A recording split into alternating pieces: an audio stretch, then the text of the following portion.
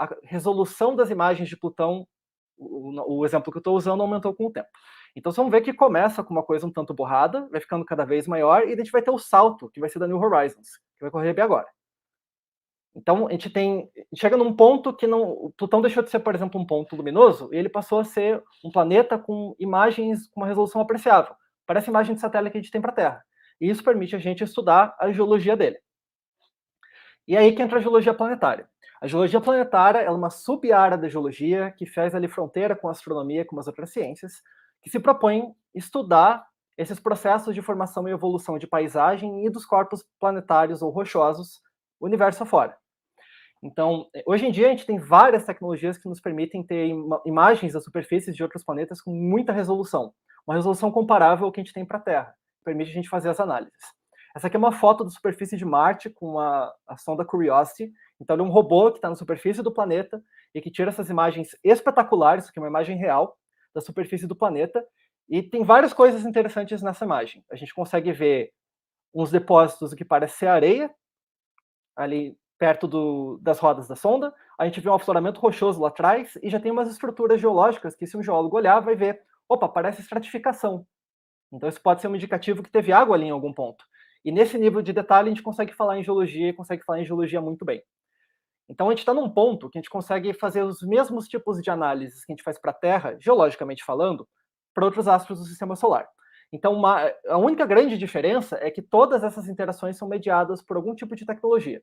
A gente vai ter uma sonda, a gente vai ter um satélite, a gente vai ter alguma outra coisa lá que vai coletar as imagens para a gente, fazer as medições e enviar para a gente tratar.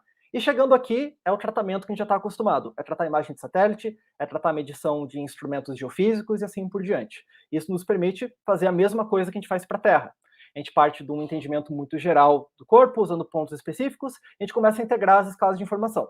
Então a gente pensa na escala de satélite, a gente pensa até na escala de observação astronômica, a gente pensa na escala de afloramento na superfície. E integrando tudo isso, a gente consegue entender os processos de formação desses planetas. Então aqui, para dar um exemplo, a gente tem um mapa geológico de Marte, mostrando algumas feições bastante reconhecíveis. Então tem unidades geológicas, tem tipos de rocha que a gente consegue identificar, tem tipos de depósitos diferentes, a gente já consegue contar um pouco da história desse planeta e dos processos geológicos que foram modificando a paisagem com o passar das eras. A geologia planetária em si, ela surgiu não muito tempo atrás. Embora já tivessem algumas conjecturas a respeito de como seria a superfície e os processos naturais em outros planetas, enquanto uma ciência reconhecida em si e mais organizada, ela surgiu nos anos 60 nos Estados Unidos, com um geólogo chamado Eugene Merle Shoemaker. Ele era um geólogo que trabalhava para o Serviço Geológico Americano e ele gostava de estudar crateras. E ele foi a primeira pessoa a começar a estudar crateras com um nível de profundidade mais detalhado e decidiu integrar o que ele estava aprendendo com as crateras da Terra para explicar as crateras da Lua.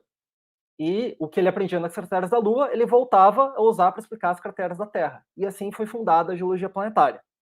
Hoje em dia a gente entende esse campo como um campo altamente interdisciplinar, então vai usar conceitos da física, conceitos da química, conceitos da geologia clássica, conceitos da biologia e de outras áreas, inclusive da astronomia, para tentar entender a formação e evolução de corpos rochosos no sistema solar afora.